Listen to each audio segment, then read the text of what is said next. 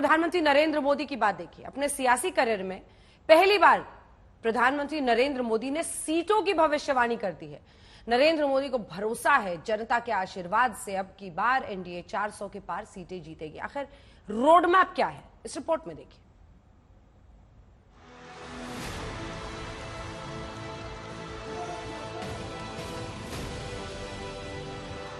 370 seat का target पाने के लिए नरेंद्र मोदी ने टॉप गियर लगा दिया। मोदी के 400 पार के टारगेट के पीछे सीधा गणित समझिए।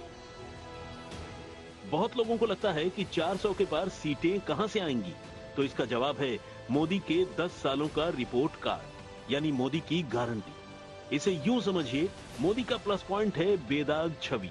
10 सालों तक मोदी सरकार पर करप्शन का कोई मामला सिद्ध नहीं हुआ। दूसरा, मोदी की वर्किंग स्टाइल, बिना रुके बिना थके नॉनस्टॉप काम करना। तीसरा, मोदी के सियासी कद के मुकाबले विपक्ष का कोई दूसरा चेहरा नहीं है। चौथा, मोदी का धर्म और कर्म वाला मंत्र, यानी आस्था भी और विकास भी। पांचवा, परिवारवाद बनाम विकासवाद के मुद्दे पर लोगों का भरोसा जीतना। मतलब बीजेपी ने चुनावी एजेंडा सेट कर दिया है। वो ये कि चुनाव परिवारवाद के खिलाफ विकासवाद का है। देश के लोकतंत्र को भ्रष्टाचार, परिवारवाद, तुष्टीकरण और जातिवाद से कलर्ड कर दिया। कभी भी स्वतंत्र रूप से जनमत उभर कर न आए, इस प्रकार की लोकतांत्रिक व्यवस्था करने में परिवारवादी पार्टियां लगी रही।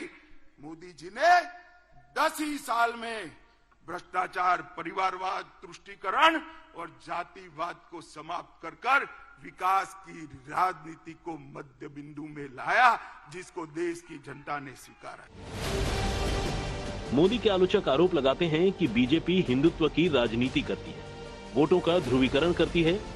तो मोदी अपने आलोचकों को यूपी के लॉ एंड ऑर्डर का अतीत और वर्तमान याद दिलाते हैं। चारों तरफ अपराध, दंगे, छीना जब्ती, यही खबरें आती रहती थी। उस दौरान अगर कोई कहता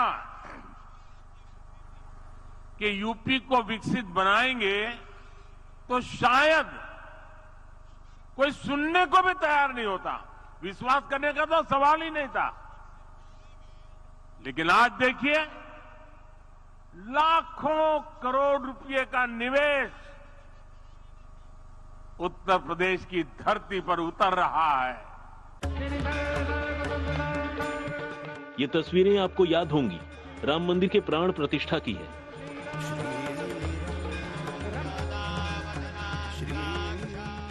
जबकि ये तस्वीर कल्की धाम की है।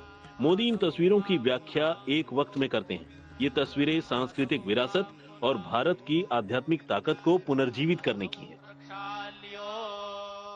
कई एकड़ में फैला ये विशाल धाम कई मायनों में विशिष्ट होने वाला है।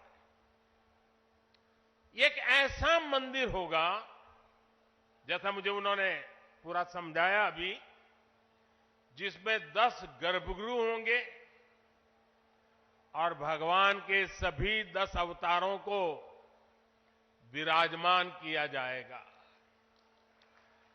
10 अवतारों के माध्यम से हमारे शास्त्रों ने केवल मनुष्य ही नहीं, बल्कि अलग अलग स्वरूपों में ईश्वरीय अवतार को प्रस्तुत किया गया है। अगर आज नरेंद्र मोदी का कॉन्फिडेंस हाई है, तो उसके पीछे उनका रिपोर्ट कार्ड और लोगों से मिला फीडबैक है। आपको याद होगा, चंद महीने पहले 3 राज्यों में चुनाव हुए। तीनों राज्यों में मोदी के चेहरे पर बीजेपी ने चुनाव लड़ा। परिणाम बताते हैं, राजस्थान, मध्य प्रदेश और छत्तीसगढ़ की जनता को मोदी की गारंटी पर पूरा भरोसा है। जो काम सदियों से लटके थे, हमने उनका समाधान करने का साहस करके दिखाया है। अयोध्या में भव्य राम मंदिर का निर्माण करके हमने 5 सदियों का इंतजार खत्म किया है। 7 दशक के इंतजार बाद देश को आर्टिकल 370 से मुक्ति मिली है। जो पहले कभी नहीं हुआ, नरेंद्र मोदी ने उसे कर दिया। फिर चाहे आधी आबादी को 33% आरक्षण हो या फिर महिला सशक्तिकरण के लिए उठाए गए बड़े कदम, चुनावी नतीजों के आंकड़े बताते हैं कि मोदी की जीत में महिला वोटरों की बड़ी भूमिका रही है। इस बार 26 जनवरी को कर्तव्य पथ भारत की नारी शक्ति से पूरे देश को प्रेरणा दे रहा था। साथियों, आने वाले समय में हमारी माताओं, बहनों, बेटियों के लिए अवसर ही अवसर आने वाले हैं। मिशन शक्ति से देश में नारी शक्ति की सुरक्षा और सशक्तिकरण का संपूर्ण इकोसिस्टम बनेगा। मोदी अपना दूसरा टर्म पूरा करने के एकदम करीब हैं। आगे क्या होगा, मोदी के दिमाग में क्या चल रहा है, बहुत गौर से सुनिए। मोदी के फ्यूचर प्लान की पूरी तस्वीर स्पष्ट हो जाएगी। एक बार एक बहुत बड़े नेता मुझे मिले मेरे प्रधानमंत्री पद के दूसरे कार्यकाल पे। बोले, मोदी जी, प्रधानमंत्री बनना बहुत बड़ी बात है, आप बन गए।